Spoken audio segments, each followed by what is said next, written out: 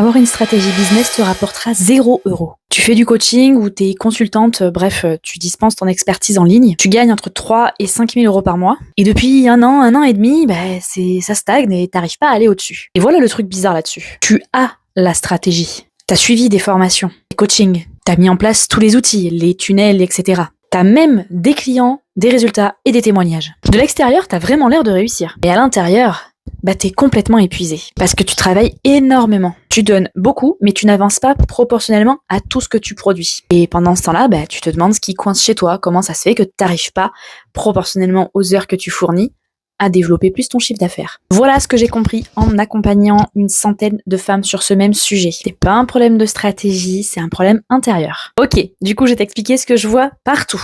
La première chose, c'est que tu vas over-délivrer. Tu dis oui à tes clientes et une fois que tu travailles avec elles, tu fournis le double que ce qui était prévu. Ajoute, tu perfectionnes, t'essaies de donner toujours plus que ce qu'elles ont payé. Pourquoi ?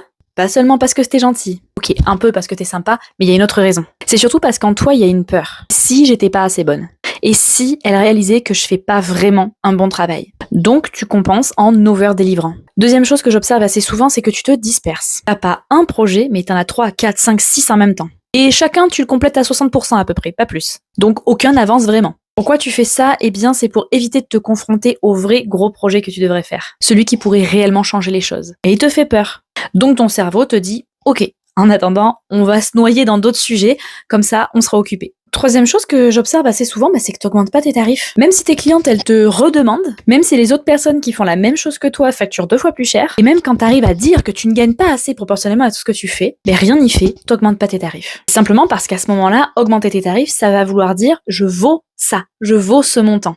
Et une part de toi qui croit pas encore, qui se sent pas encore légitime de demander ce montant-là. Donc tu vas rester au même prix avec un CA qui n'évolue pas. Ça te parle un petit peu tout ce que je viens de dire là ? Et là, le problème, c'est qu'en général, 95% des coachs sur le business vont te dire qu'il va te manquer un tunnel, qu'il va te manquer une stratégie de pub, qu'il va te manquer, du mailing. Ça, c'est ok, c'est vrai. Mais ça, c'est le technique. T'as jamais remarqué que toutes ces stratégies, des fois, tu les as, mais tu ne les mets quand même pas en place ? C'est logique, parce qu'il y a une peur. Et la peur, elle est beaucoup plus forte que toutes ces stratégies-là. Là, c'est pareil, ta stratégie business, elle est déjà bonne.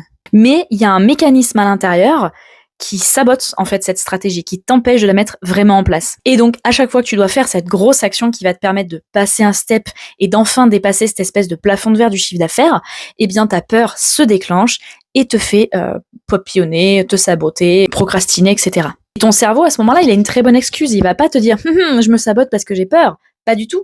Là, il va te dire, attends, avant de débloquer ce projet-là, il va peut-être falloir terminer celui-ci juste avant. Et voilà. Et tu te retrouves à pas du tout faire la tâche importante, tout simplement parce que tu as la sensation que ces toutes petites tâches, fallait les faire parce qu'elles étaient rapides, mais qu'elles étaient urgentes, alors que pas du tout. Ce mécanisme, on va se détendre, c'est pas un défaut, c'est pas toi qui es mal fichu, c'est vraiment juste quelque chose à régler. La question à se poser ici, c'est comment est-ce que je décortique tout ça pour réussir, en fait, non pas à apprendre une stratégie supplémentaire, mais à déjà mettre en place toutes les stratégies que je maîtrise déjà. Il y a 3 peurs classiques, en fait, qui reviennent à ce moment-là et qui justifient les comportements dont je viens de te parler.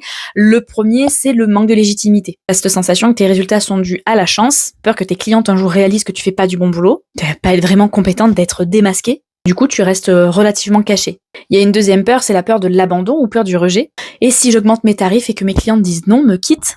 Et si je deviens moins accessible pour la personne qui voudrait acheter ? Du coup, tu restes au même prix. Troisième peur, c'est la responsabilité. Si je me mets à gagner 10, 15K par mois, vraiment, pour de vrai, et si je perds tout ? Je peux pas revenir en arrière. C'est trop gros. Je vais pas pouvoir gérer ce montant-là. Il va falloir que je commence à déléguer, il va falloir que je prenne d'autres décisions, c'est pas moi.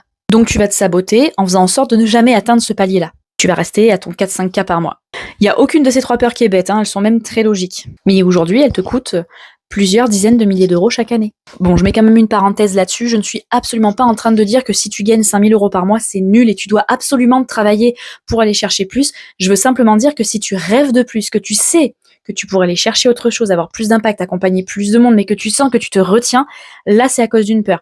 Tu peux très bien avoir un business qui tourne à 2, 3, 4 000 € par mois et en être 1000% satisfaite et ne pas vouloir chercher plus. Attention, je suis pas en train de dire qu'il faut chercher plus, je suis en train de dire que si jamais c'est à cause d'une peur que tu te sabotes, c'est dommage, autant la déconstruire. Bon, il y a une façon de régler ça. C'est absolument pas magique, mais c'est relativement simple. Il y a 4 étapes que tu dois mettre en place pour casser ce plafond de verre. Donc si tu veux vraiment le détail dans l'exactitude de ces étapes-là, je te conseille de commenter méthode juste en dessous de cette vidéo. Comme ça, je vais pouvoir t'envoyer la vidéo bien plus longue qui t'explique tous ces détails-là, mais par contre, comme je suis sympa, je vais déjà te donner un petit avant-goût.